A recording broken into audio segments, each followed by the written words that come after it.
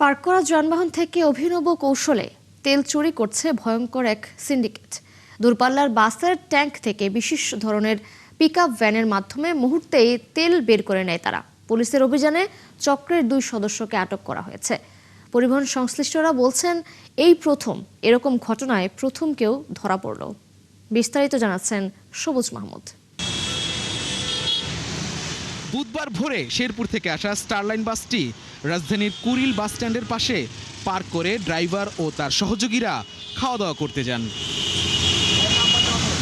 এমন সময় একটি পিকআপ তাদের বাসের সমান্তরালে দাঁড়িয়ে ট্যাঙ্ক থেকে অভিনব কৌশলে তেল বের করে নেয়। ফ্যালকন অ্যালুমিনিয়াম মাল্টিলেয়ার অ্যানোডাইজড হওয়ায় সম্পূর্ণ স্ক্র্যাচ প্রুফ। ফ্যালকন অ্যালুমিনিয়াম ব্যাটারির সঙ্গে জয়েন দিলে তারপর মোটর স্টার্ট। বাসের ড্রাইভার আজাদ আলী দেখার পর সাথে সাথেই চোর চক্র পালানোর চেষ্টা করে। ডান পাশে দেখি পানির মতো কিছু পড়ে রয়েছে। আমি নিচে সন্দেহজনকভাবে নিচে নামছি, নামার পরে হাত দিয়ে দেখি ওইটা তেল, আমার টাঙ্কি খোলা। পরে আমি এই গাড়ির পিছনে গেছি, এই পাইপ গাড়ির টাঙ্কির ভিতরে ঢুকায় দেয়।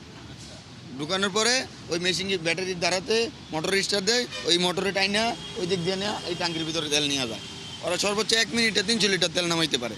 চোর চক্র এই পিকআপ ভ্যানটি তেল চুরির উদ্দেশ্যেই বিশেষায়িত করে তৈরি করেছে। পাইপটা অন্য একটি গাড়ির তেলের টাঙ্কির মধ্যে নিয়ে এখানে একটি মোটর ফিট করা আছে, সেই মোটর দিয়ে তেলগুলো টেনে এখানে যে 2টি টাঙ্কি আছে, এইটা প্রায় 2000 লিটার, 1000 লিটার 1000 লিটার 2000 লিটার তেল তারা চুরি করতে পারে। এই অভিনব কায়দায় এই তেল চক্র কাজ করে।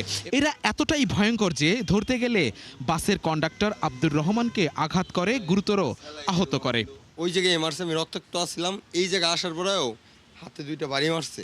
মোটামুটি আমি খারাপ অবস্থায় আছি, কারণ আমার দাঁতে প্রচণ্ড ব্যথা করতেছে। 4টা দাঁত যেহেতু ভাঙে পড়ে গেছে, 2টা অলরেডি পড়ে গেছে আর 2টা ঝুলে আছে। পরে বাসের শ্রমিক ও পুলিশের অভিযানে চোর চক্রের 2 জনকে আটক করে আদালতে প্রেরণ করা হয়।